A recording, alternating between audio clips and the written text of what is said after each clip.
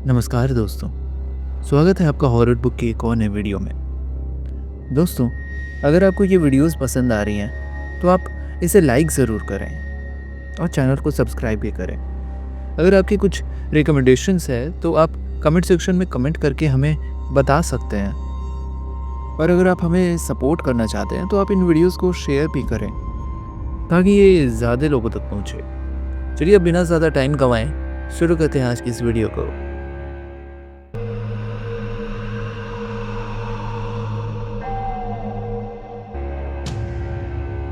चारों तरफ काली अंधेरी रात और सामने एक बड़ा सा पुराने जमाने का गेट। मैं उस गेट को खोलकर अंदर गया तो तेज हवा चलने लगी और सामने एक हवेली नजर आई।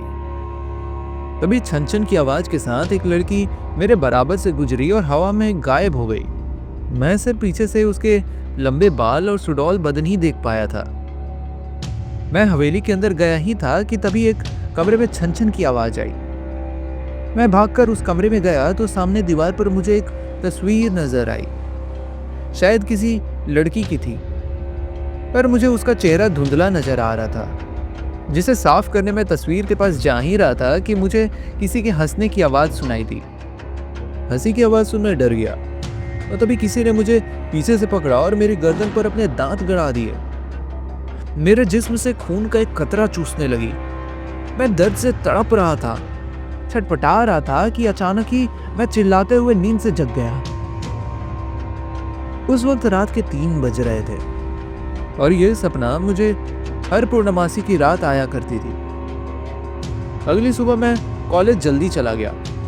हमारे कॉलेज का फाइनल ईयर चल रहा था और आखिरी साल में मैं, मेरी गर्लफ्रेंड जानवी और मेरा बेस्ट फ्रेंड विराज, हम तीनों ने कुछ अच्छी यादें बनाने के लिए एक रोड ट्रिप प्लान की।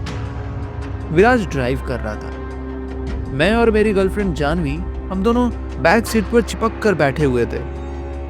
कार तेज रफ्तार के साथ रोड से गुजर रही थी। तभी विराज ने कहा, यार तुम लोग यह चिपका चिपकी बंद करोगे क्या? यह तो देख लो कि मैं भी कार में मौजूद हूं। मैं, जानवी तुम्हें भी किसी के जलने की बू आ रही है क्या? अब तेरी कोई गर्लफ्रेंड नहीं है तो इसमें हमारी क्या गलती है बे? मेरी बात सुन विराज का मुंह बन गया। उसने चिढ़ते हुए कहा, रुक, अभी रिया को कॉल लगाता हूं। वह कह रही थी कि उसके साथ उसकी कजिन मेघना भी आने वाली है। इतना कहकर विराज ने कॉल लगाया तो उसका मूड और खराब हो गया क्योंकि रिया नहीं आने वाली थी और ना ही उसकी कजिन मेघना। विराज का उतरा हुआ मुंह देख मेरी और जानवी की हंसी नहीं रुक रही थी। विराज ने चिढ़ते हुए प्यार का म्यूजिक तेज कर दिया। हम लोग एक ढाबे से गुजर रहे थे कि अचानक उसने इतनी तेज ब्रेक लगाई कि मैं और जानवी एक दूसरे में समाने वाले थे। मैं, विराज यार इतना भी क्या गुस्सा? इस पर विराज बोला, गुस्सा नहीं हो यार, वो देख ढाबे पर कौन खड़ी है, रिया की कजिन मेघना। इतना कहकर विराज कार को मेघना के पास ले गया। विराज, मेघना? आप रिया की कजिन हो राइट? लेकिन उसने तो कहा था कि वो नहीं आ रही है। मेघना ने मुस्कुराते हुए कहा, अगर वो नहीं आ पाई तो क्या मैं भी नहीं आ सकती? विराज, नहीं नहीं ऐसी कोई बात नहीं है, प्लीज कम। विराज से कहते हुए मेघना कार का दरवाजा खोलकर आगे वाली सीट पर बैठ गई। कार फिर से रफ्तार पकड़ चुकी थी। हम सभी के बीच बातें शुरू हुई और काफी देर तक चली। हम लोग अब घने जंगल के रास्ते पर थे। मैं, ये रास्ता तो काफी सुनसान और जंगली है, यहां से कार और तेजी से निकालना ओके? मेघना, नहीं संभल कर चलो, जंगल का कुछ पता नहीं, न जाने कौन सा पेड़ गिरे और रास्ता बंद हो जाए। उसने ऐसा कहा ही था कि कुछ ही दूरी पर हमें रास्ते पर एक बड़ा सा पेड़ गिरा नजर आया। हम सभी कार से बाहर निकले। आगे क्या करना है इस बारे में बात कर ही रहे थे कि तभी मेघना ने उंगली से इशारा करते हुए कहा, शायद वहां से हमें कोई मदद मिल जाए। सामने एक बड़ा सा गेट नजर आ रहा था। ये वही गेट था जो मुझे मेरे सपने में दिखाई दिया करता था। ये देखकर मैंने कुछ नहीं कहा और फिर सबके साथ उस तरफ चल दिया। जब हम अंदर गए तो मेरा सिर दर्द के मारे फटने को हो गया। ये हवेली वही थी जो मुझे सपने में दिखा करती थी। वही हॉल, वही कॉरिडोर, वही कमरों के दरवाजे, सब कुछ। विराज, कमाल है, इतनी बड़ी हवेली और यहाँ कोई नहीं रहता। विराज हवेली और ये दीवारों को देखता हुआ सबसे कह रहा था, तभी मेघना बोली, क्यों ना हम सभी एक ही कमरे में ठहर जाएं, थोड़ी बातें भी हो जाएंगी। जानवी, नहीं नहीं, करण और मैं एक कमरे में ठहरेंगे और मेघना, तुम चाहो तो विराज के साथ रुक सकती हो। मेघना, उसकी कोई जरूरत नहीं, हम सब अलग अलग ही ठहर जाएंगे। मेघना, तुम चाहो तो विराज के साथ रुक सकती हो। मेघना ने मुझसे नजरें मिलाते हुए जानवी से कहा। फिर विराज और मेघना दोनों अलग अलग कमरों में चले गए। मेरी नजर एक कमरे के दरवाजे पर पड़ी, जो उसी तरह का दिखाई दे रहा था जैसा मुझे सपनों में दिखता था। मैंने तुरंत ही जानवी का हाथ थामा और उस कमरे की ओर चल दिया। अंदर जाकर देखा तो दीवार पर एक तस्वीर लगी थी, जो ठीक वैसी ही थी जैसे सपने में मुझे नजर आती थी। उधर विराज अपने कमरे में बैठा मेघना पर चांस मारने की कोशिश कर रहा था। अपने इसी इरादे को पूरा करने के लिए वो मेघना के कमरे की ओर चल दिया। उसने जैसे ही दरवाजा खोला तो मेघना सामने ही खड़ी थी। दोनों का चेहरा एक दूसरे के सामने था। विराज, ओह सॉरी, लगता है तुम बोर हो रही थी, विराज ने मेघना को देखते ही कहा। मेघना ने जवाब दिया, हाँ, मैं करण के पास जा रही हूँ। विराज, करण के पास? उसके पास तो ऑलरेडी जानवी है ना, मेरी कोई गर्लफ्रेंड नहीं है। तुम चाहो तो हम रिलेशनशिप स्टार्ट कर सकते हैं।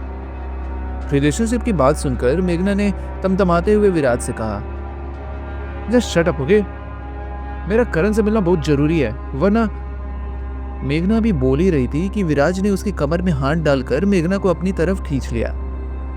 इधर करण भी तस्वीर को देखकर बेचैन हो उठा। उसके मन के सवाल परवान चढ़ने लगे थे, क्योंकि जिस लड़की का चेहरा करण को तस्वीर में नजर आया था वो दरअसल कोई और नहीं बल्कि मेघना ही थी। मैं अभी इस सवाल से जूझ ही रहा था कि तभी रिया का मैसेज आया। इसका मतलब था कि यह मेघना वो नहीं है जो हम सोच रहे थे। तो फिर वो है कौन? मैं। इसका मतलब है कि वो मेघना ही नहीं है जो हम समझ रहे थे। तो फिर वो है कौन? और उसकी तस्वीर हवेली में क्या कर रही है? मेरे मन में यही बातें घूम रही थी, जिसे सोच सोच कर मेरे सिर में दर्द होने लगा और मैं अगले ही पल बेहोश होकर जमीन पर गिर गया। मैं कितनी देर तक बेहोश रहा मुझे याद नहीं, पर जब मेरी आंख खुली तो जानवी मेरे सामने थी। पर इस बार भी मुझे वही सपना आया था जो अक्सर पूर्णिमा की रात को आता था, जिसका जिक्र मैंने जानवी से किया। जानवी, तुम्हें याद है मैंने तुम्हें बताया था कि मुझे हर पूर्णिमा एक ही तरह का सपना आता है, जिसमें एक लड़की मेरा खून पीती है। वो लड़की कोई और नहीं बल्कि मेघना ही है। मुझे अभी उससे बात करनी चाहिए।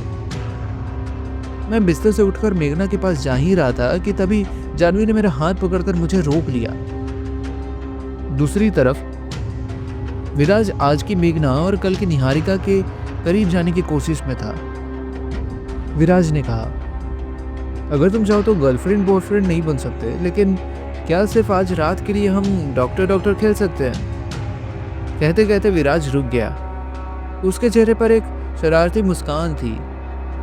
तभी निहारिका ने मुस्कुराते हुए कहा, निहारिका, पर मुझे डर लग रहा है। इस बार विराज ने निहारिका के और करीब होते हुए कहा, अरे डरती क्यों हो, मैं तुम्हें कोई तकलीफ थोड़ी ही देने वाला हूं। इतना कहकर विराज ने दूसरा हाथ भी निहारिका की कमर में डाला और उसे करीब खींच लिया। उसको महसूस हुआ कि उसकी कमर बहुत ज्यादा ही ठंडी है।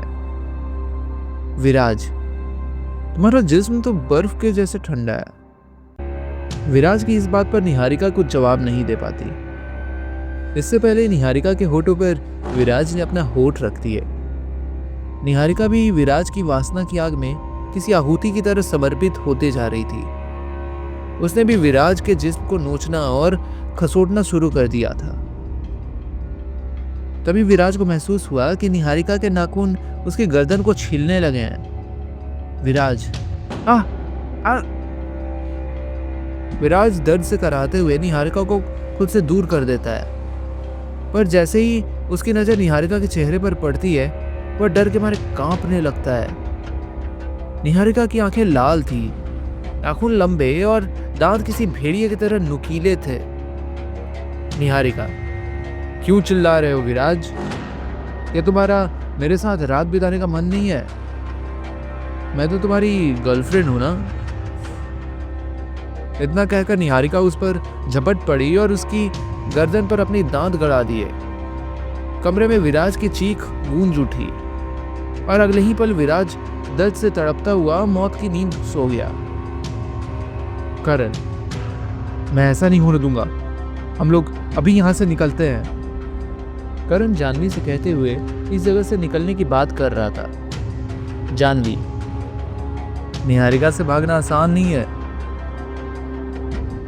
अगर उससे हमेशा के लिए छुटकारा पाना है तो तुम्हें उसे जान से मारना होगा, तभी वो हमारा पीछा छोड़ेगी। यह कहते हुए जानवी ने निहारिका की तस्वीर के नीचे रखी हुई अलमारी खोली और उसमें से एक चांदी का खंजर निकालते हुए करण को दिया। जानवी, इसको छुपाकर अपने पास रख लो, मौका मिलते ही उस पर हमला कर देना। जानवी अभी बोल ही रही थी कि तभी दरवाजे पर किसी ने दस्तक दी। जानवी, लगता है कि वो आ गई है। उसे बताना मत कि मैं यहाँ हूँ और तुम्हें पिछले जन्म की सारी बातें याद दिला दी है। करण से कहते हुए जानवी पर्दे के पीछे छिप गई। मैंने दरवाजा खोला तो निहारिका मेरी आंखों के सामने खड़ी थी, लेकिन मेरे पिछले जन्म वाले अवतार में। वही लाल साड़ी से चमकता हुआ सुडौल शरीर, खुले लंबे बाल और बड़ी बड़ी आंखें। उस समय कोई भी मर्द उसको देखता तो उसका बहक जाना लाजमी था। निहारिका, करण, इस तस्वीर को देखकर तुम्हें सब कुछ याद आ ही गया होगा, है ना? लेकिन फिर भी अगर तुम्हें कुछ पूछना है तो तुम मुझसे पूछ सकते हो। निहारिका की बात सुनते ही मैंने प्यार से उसके गर्दन पर हाथ फेरा और उसे अपनी ओर खींच लिया। करण, सब कुछ याद है ना मेरी जान? तुमने इतने सालों तक मेरा इंतजार किया। किसी नसीब करने वाले को ही तुम जैसी मोहब्बत करने वाली मिल सकती है। इतना कहकर मैंने निहारिका को गले लगा लिया। मेरा हाथ उसके कमर पर बेतहाशा चल रहा था। ये देख जानवी पर्दे से बाहर आ गई। जानवी, ये तुम क्या कर रहे हो करण? मेरी निहारिका मेरी आंखों के सामने दो इंसानों का खून पी रही थी, लेकिन मुझे इससे कोई परेशानी नहीं थी। वह भयानक आवाज करते हुए उनसे अलग हुई और मेरी ओर बढ़ी। उसके मुंह पर खून लगा हुआ था, जो उसके दांतों से बहकर उसकी गर्दन से नीचे उसके गोरे बदन पर फिसल रहा था। मैंने कसकर उसे गले लगा लिया और सोचने लगा, वो एक पिशाचनी है तो क्या हुआ? उसने 20 सालों तक तपस्या की है मेरी मोहब्बत पाने के लिए। यह सोचते हुए मैं निहारिका के बदन पर फिसलता हुआ उसके होठों से उसका खून साफ करने लगा और अगले ही पल हम दोनों खुले आसमान के नीचे एक दूसरे में विलीन होने लगे। दोस्तों, अगर आपको ये कहानी पसंद आई हो तो आप इस वीडियो को लाइक ज़रूर करें। आप अपने वैल्यूएबल सजेशंस और रिकमेंडेशंस हमें कमेंट सेक्शन में कमेंट करके भी दे सकते हैं। और इस तरह की वीडियोस लगातार देखने के लिए आप चैनल को सब्सक्राइब करें।